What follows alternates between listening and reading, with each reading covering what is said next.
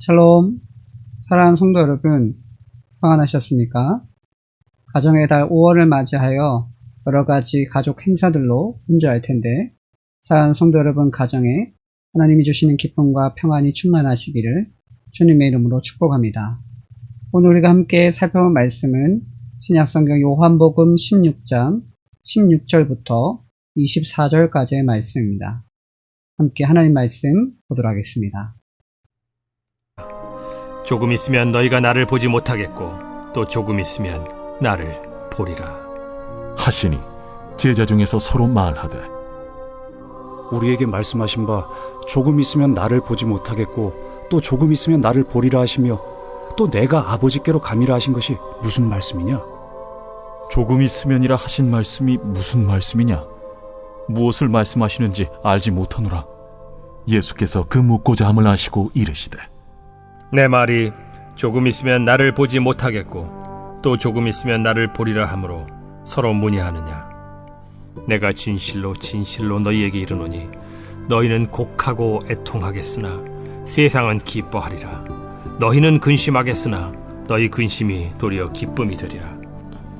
여자가 해산하게 되면 그때가 이르렀으므로 근심하나 아기를 낳으면 세상에 사람 난 기쁨으로 말미암아 그 고통을 다시 기억하지 아니하느니라.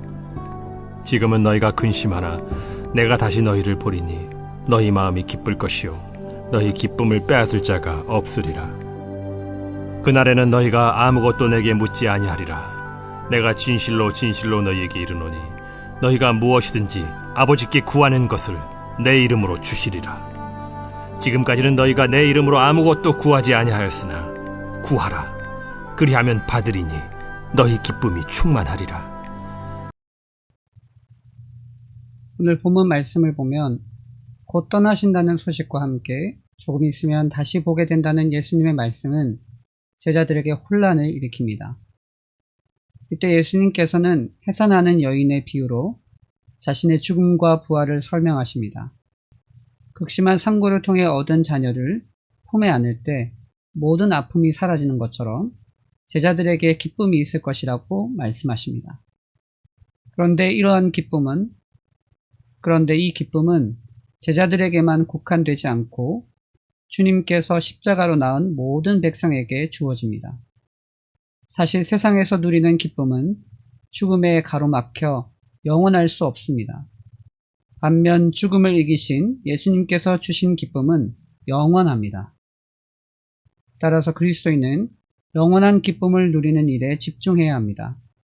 다시 오실 예수 그리스도를 기다리며 늘 있는 자리에서 아버지 하나님께 부르짖는 주님의 자녀가 되어야 합니다. 혹시 지금 고난 때문에 영원한 기쁨의 가치가 가려져 방황하고 있지는 않습니까? 주님께서 주실 영원한 기쁨을 기대하며 매일의 삶의 기쁨이 충만한 주님의 자녀가 되기를 소망합니다. 오늘 말씀 묵상을 통해서 이러한 질문을 할 수 있습니다.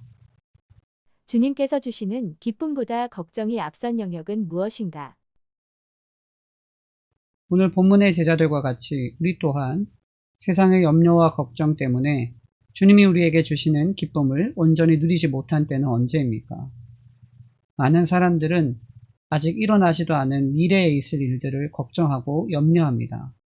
하지만 주님이 우리와 함께 계시고 주님께서 우리를 선한 길로 인도하실 것이라는 확신과 믿음이 있을 때 저와 여러분은 두려워하고 염려하는 것이 아니라 오히려 하나님께서 우리에게 부어주실 은혜를 기대하면서 사모함으로 살아가게 될 줄 믿습니다.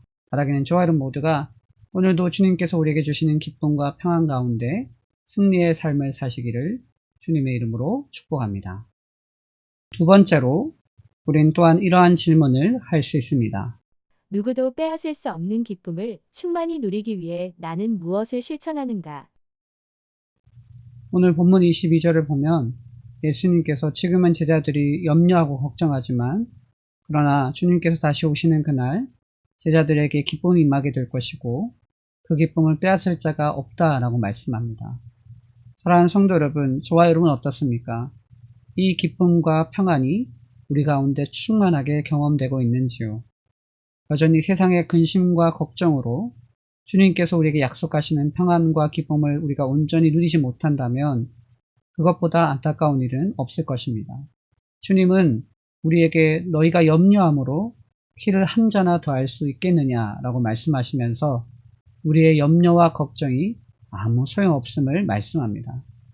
바라기는 저와 여러분 모두가 세상의 염려와 걱정, 근심을 내려놓은 채 주님이 우리에게 베풀어 주실 은혜와 사랑을 기대하면서 믿음 안에 승리하는 귀한 삶을 사는 저와 여러분 되시기를 주님의 이름으로 축복합니다.